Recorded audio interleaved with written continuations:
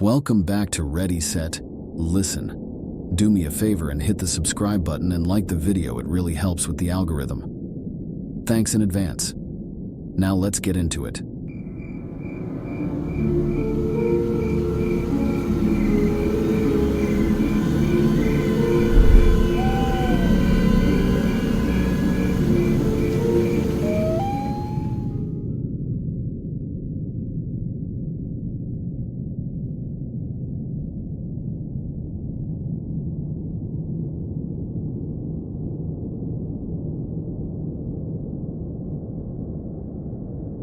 Kentucky, with its vast stretches of picturesque landscape, was home to Will and Mabel Harrison, a charming elderly couple. The Harrisons had settled in their cozy country home after a lifetime of hard work, enjoying the serene moments and memories that retirement offered. One fateful evening, the sun painted a golden hue across the horizon, and the Harrisons were in their living room.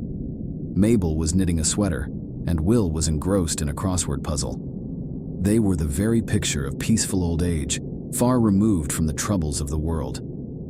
Unknown to them, Lyle, a rugged man with a scruffy beard and piercing eyes, had been observing their home. In desperate times, he had convinced his heavily pregnant girlfriend, Rita, that this would be an easy score.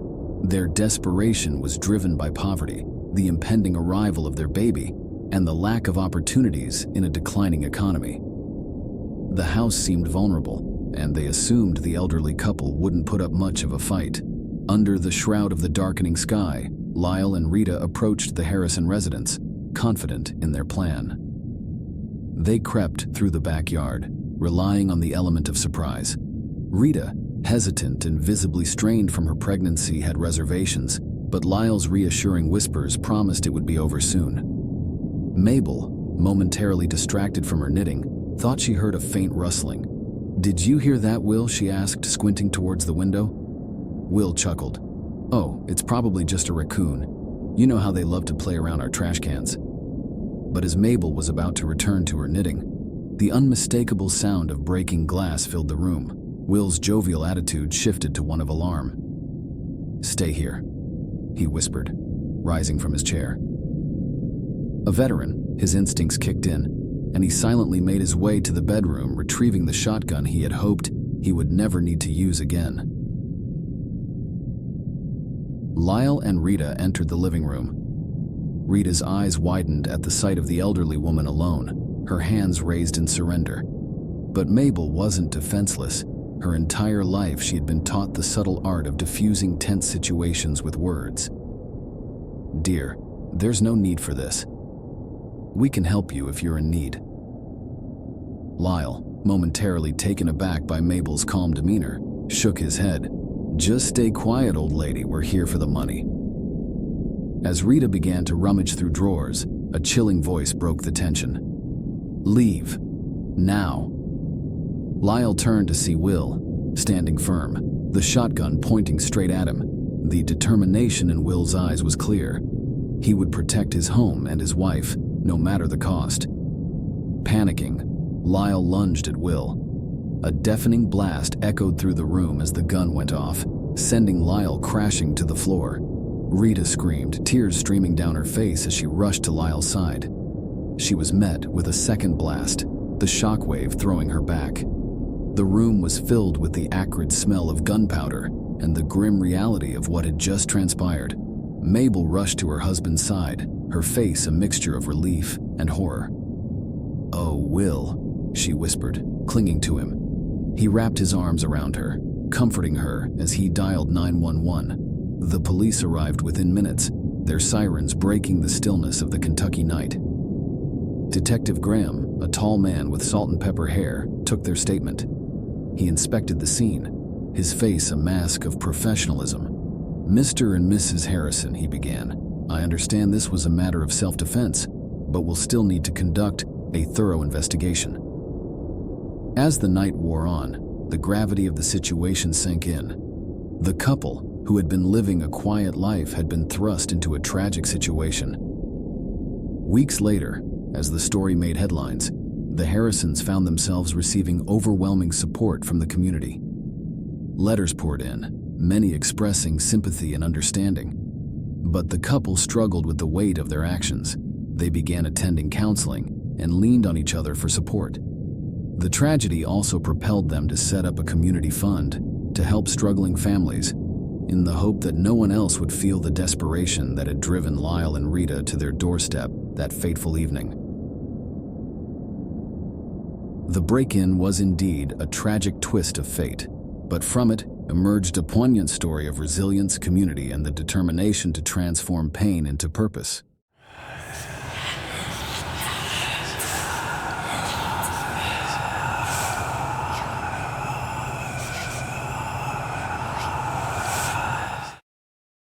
It was a rainy evening in mid-October. The town was cloaked in a thick, impenetrable fog which gave the streets an otherworldly, eerie glow. My parents had left earlier for a dinner party, leaving me alone in our sizable two-story home. With a bowl of popcorn and my favorite horror film streaming, I thought I was in for a relaxing night. It started with a soft thud. At first, I dismissed it as the house settling, or perhaps the effect of the rain and wind. But then came another, louder thud, this one unmistakably from the back door. Instantly, the quiet ambience of the movie seemed to fade away as my senses heightened. Muted whispers and the sound of stealthy footsteps reached my ears. Was someone in the house? Heart pounding, I switched off the TV and tiptoed to the window, peering into the gloom. It was hard to see, but I could make out three shadowy figures through the dense fog, moving cautiously around the back. I felt a surge of panic. Fumbling for my phone, I dialed 911. 911, what's your emergency? A calm voice answered. There are people trying to break into my house, I whispered, struggling to keep my voice steady. I'm alone, and I'm scared. Stay calm, the operator instructed. We're dispatching officers right now. Do you have a safe place to hide? The attic, I murmured. But it's across the house. Try to get there quietly. I'll stay on the line with you. With painstaking slowness, I began my treacherous journey. The house had never seemed larger. Every creak of the floorboard sounded like thunder in the oppressive silence. Suddenly, a piercing crash echoed through the house. They'd broken a window. My heart raced as adrenaline flooded my system. I could now hear their voices more clearly. Three distinct, hushed tones. Darn alarm's not working, one grunted, sounding relieved. Let's hurry. Grab anything valuable, another ordered. Behind a corner, I paused, barely daring to breathe. I could hear them rummaging through the rooms downstairs, their confident voices carrying easily. They seemed to believe they had all the time in the world. Taking a deep breath, I continued, praying they wouldn't decide to head upstairs just yet. Finally, I reached the entrance to the attic. As quietly as possible, I ascended the creaky steps. It was stuffy and smelled of old books and mothballs. The attic was dimly lit, with only a tiny window on the far side. I could see the shadows of trees swaying outside, their outlines dancing grotesquely. I settled behind a stack of boxes, trying to make myself as small as possible. Downstairs, I heard a door slam and a curse. Someone's been here, one growled, suspicion evident in his voice. Fan out. Check every room, the leader commanded. Panic gripped me as the weight of my situation settled in. They were searching for me. The steady patter of rain outside seemed deafening, drowning out their movements. Time seemed to stretch infinitely, every second an agonizing eternity. From my hiding spot, I strained my ears, trying to pinpoint their locations. One was in the master bedroom, another in the hallway, and the third was approaching the attic. The door creaked open. Hello, he called out mockingly, drawing out each syllable. Anyone up here? He started to ascend. My heart was in my throat, and I could feel sweat trickling down my back. Each step he took was measured, deliberate. Closer. Closer, suddenly distant sirens pierced the thick fog. The footsteps paused. The police! The shout came from the hallway. We're not done yet, the leader hissed. Find her. The sirens grew louder, closer. The three intruders became more frantic, their movements hurried and reckless. I heard the first police car pull up, its tires crunching on the gravel driveway. Commands were shouted outside, demanding the intruders come out. They weren't giving up, though. The one who'd been about to discover me in the attic rushed down, joining his comrades in what I assumed was the living room. I heard them plotting, their voices hushed but urgent. Out the back, the leader decided. It's our only chance. Taking advantage of their distraction, I crept to the attic window and forced it open, waving frantically at the officers below. One spotted me immediately. "She's in the attic!" he shouted. Gunshots suddenly rang out, shattering the night. I ducked instinctively, covering my ears. There was a brief but intense exchange of fire, then silence. It felt like hours before I heard a gentle knock on the front door. "Miss, it's Officer Daniels. You can come out. It's safe now." With shaky legs, I descended from the attic.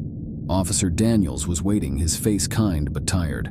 "We got them," he assured me. "They won't be bothering you or anyone else again." Tears of relief spilled down my cheeks. "Thank you," I managed to choke out.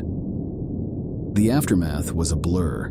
My parents arrived, their faces pale with shock. The house was a mess, a stark contrast to the safety and comfort it once represented. But amid the chaos and fear of that night, I found solace in the brave souls who risked their lives to ensure my safety.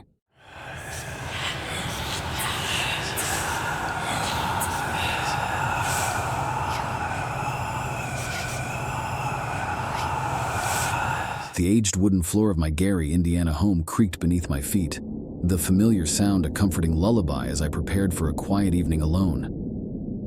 The streetlights outside cast long shadows on the living room walls, painting an eerie but familiar picture of solitude. I made myself a cup of hot cocoa, the steam wafting gently in the chilled air, and settled into my worn-out couch.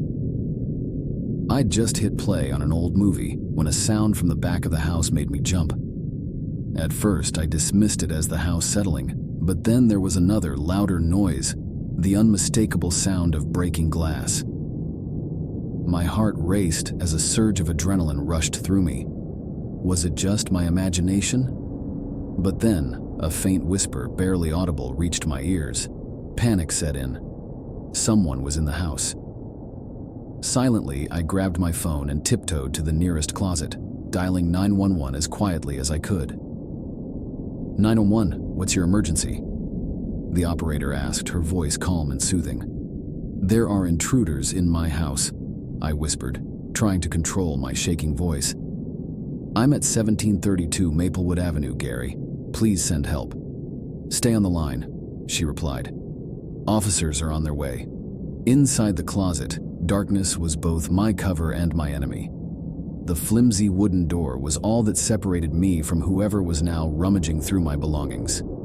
I could hear them, two distinct voices, growing louder and more distinct as they made their way closer. You sure this is the right place? One grunted, frustration evident in his voice. The tip said so.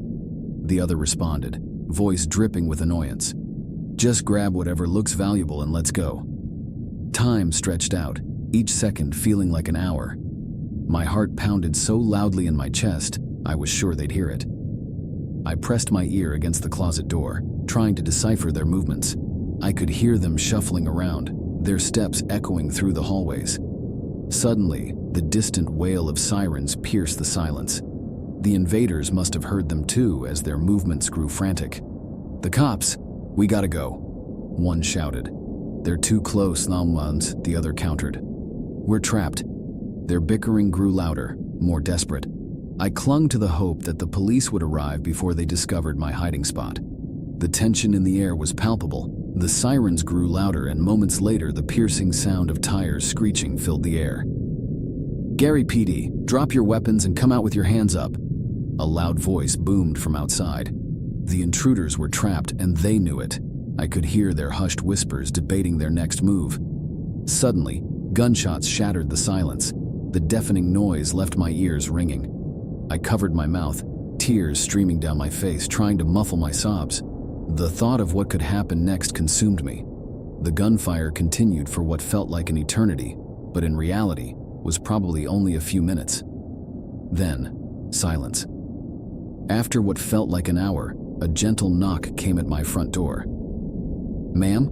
"This is Officer Martinez with Gary PD. Are you okay?" I pushed open the closet door, legs wobbly, and made my way to the entrance. Officer Martinez stood there, his uniform smeared with dirt and a hint of sadness in his eyes.